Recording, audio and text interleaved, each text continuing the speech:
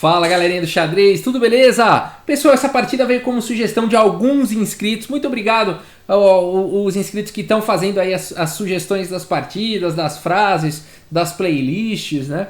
E acontece uma coisa bizarra nessa partida. Quem tá de brancas é o Magnus Carlsen, tá jogando contra o Ernesto Inarkev, que é um jogador russo muito forte. Aqui é o torneio mundial de Blitz de 2017 e acontece uma coisa completamente inusitada no final dessa partida. Eu vou contar essa história para vocês. O Magnus Carlsen abre aqui a partida com E4. Temos C5, a defesa siciliana aqui pelo Ernesto. E o que jogar, né? O Magnus Carlsen pode jogar o que ele quiser, porque ele é o melhor jogador do mundo e ele joga A3 aqui nessa posição. A partida continua com cavalo C6 e agora o que? B4, claro, esse é o Magnus Carlsen.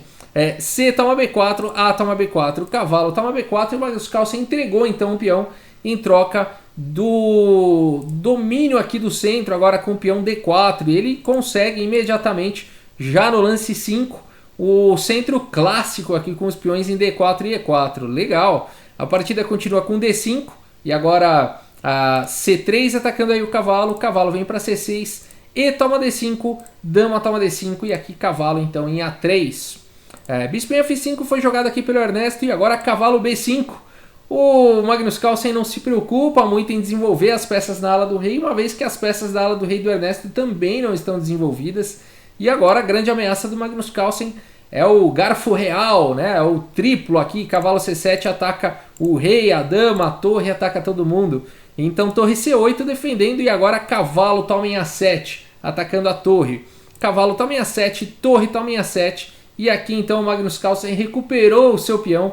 Tá tudo igual e o Ernesto segue com E5, atacando aí o centro do Magnus Carlsen. Cavalo em F3, desenvolvendo e defendendo. E toma D4, cavalo toma D4, mantendo as damas no tabuleiro. Bispo volta para D7 e agora, mais uma vez, cavalo B5. Muito legal aqui o Magnus Carlsen vai para lances inesperados. Agora propondo aqui a troca de damas, está atacando aqui a dama do Ernesto. Dama toma D1 cheque, rei toma D1 e bispo C6, colocando pressão no bispo.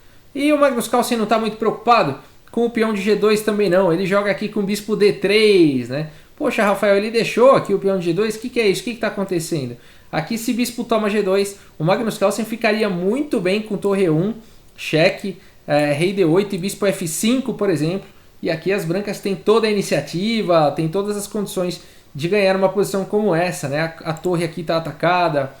E não tem muitas casas boas aqui para a torre, né? Se jogar um lance aqui como torre B8, por exemplo, simplesmente bispo F4, né? E aqui as brancas teriam uma posição ganha. Então bispo D3, e o legal de tudo isso é que é partida blitz, né? A pessoa tem poucos segundos aí para calcular tudo isso.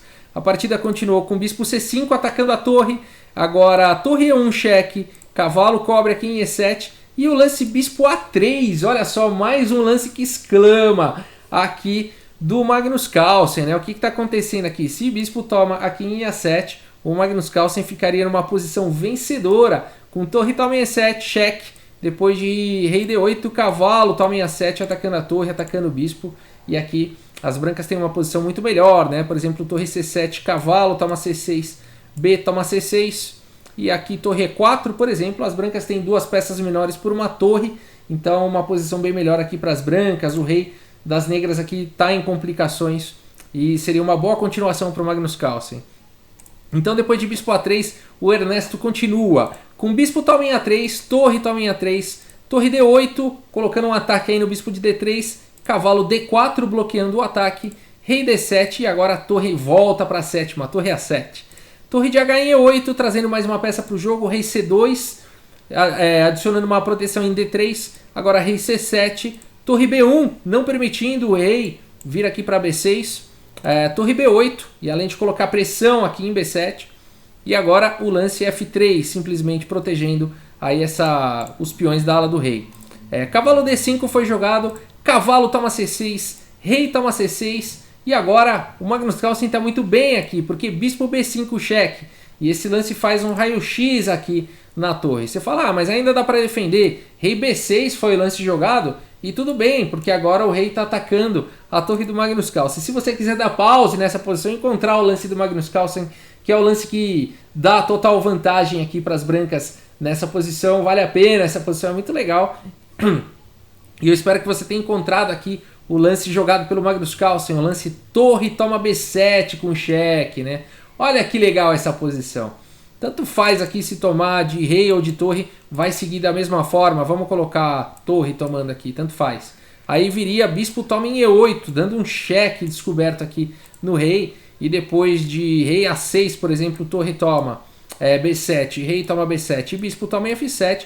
A gente tem um final melhor aqui para as brancas. Depois de cavalo E3, cheque, por exemplo, rei D3 e cavalo toma aqui em G2. As brancas têm um final com um peão a mais e totais condições de vencer um final como esse. Mas não foi o que aconteceu. Depois de torre toma B7, o lance jogado aqui pelo Ernesto, o rei está em xeque, e o lance jogado pelo Ernesto foi o lance cavalo E3 cheque. Pasmem, pessoal, pasmem. Isso aconteceu na partida. E o pior de tudo, aqui o Magnus Carlsen poderia parar o relógio e reivindicar o juiz a vitória, né? Um lance legal, perde imediatamente no torneio de Blitz, essa é a regra, no torneio mundial de Blitz essa é a regra. Então, cavalo E3, você para o relógio, chama o árbitro, mostra que o lance foi legal. Afinal de contas, o rei aqui do Ernesto estava em xeque, então ele não poderia jogar cavalo E3. E então, o problema todo é que depois de cavalo E3 xeque, o Magnus Carlsen faz o lance rei D3 e nessa hora o Ernesto para o relógio, chama o árbitro e fala que o Magnus Carlsen fez um lance ilegal, porque ele não poderia ter feito esse lance, porque ele deveria ter parado o relógio e reclamado que o lance do próprio Ernesto foi legal. Olha que loucura, gente, olha que loucura. E o árbitro vendo tudo isso, o Ernesto parou o relógio, chamou o árbitro e falou, ele fez um lance legal. E aí o árbitro deu a vitória então para o Ernesto, gente, olha que bizarrice, né? E aí depois disso, então, o Magnus Carlsen reclamou, claro, para um outro árbitro, para um segundo árbitro, e aí a turma avaliou lá e realmente consideraram, e aí entra agora uma parte bem técnica ali de regras e tudo mais, mas acabaram dando a vitória para o Magnus Carlsen, claro, afinal de contas foi um lance ilegal do Magnus Carlsen em cima de um lance ilegal do Ernesto. Agora a polêmica toda bom, o Magnus Carlsen não parou o relógio, né? E o Ernesto parou. Então é uma questão polêmica, envolveu, na época teve muita polêmica, e eu quero mostrar um vídeo aqui para vocês dessa situação aqui. Então o Magnus Carlsen está aqui do lado esquerdo aqui da tela, olha só, fez o lance e agora ele vai fazer o lance de torre ali, tomando em B7. E veja agora o lance do Ernesto cheque de cavalo, olha só que loucura. E o Magnus Carlsen faz o lance e agora olha só, o Ernesto para o relógio e aponta, chama o árbitro e tal. O Magnus Carlsen, né, a princípio não entendeu muito bem o que está acontecendo, acho que estava com muito pouco tempo no relógio, né, os dois, e não deu tempo dele avaliar isso. Depois ele avalia com calma e vai para um outro árbitro, né? Mas olha só, aqui o árbitro avalia e tal, ele fala, não tem o que fazer, e dá a vitória para o Ernesto, e o Magnus Carlsen aceita, né, aceita no momento, mas depois ele deve se reunir com a equipe dele e tudo mais, e eles reclamam e o Magnus Carlsen vence então aí a partida, né? Mas é bastante interessante essa história, né? Bastante polêmica. Muito obrigado mais uma vez pelos inscritos que sugeriram. E é isso, e além de tudo a partida é bem legal, né? Bem bonita. Espero que vocês tenham gostado. Pessoal, muito obrigado pela audiência. Um grande abraço para todos vocês e até a próxima, pessoal. Valeu!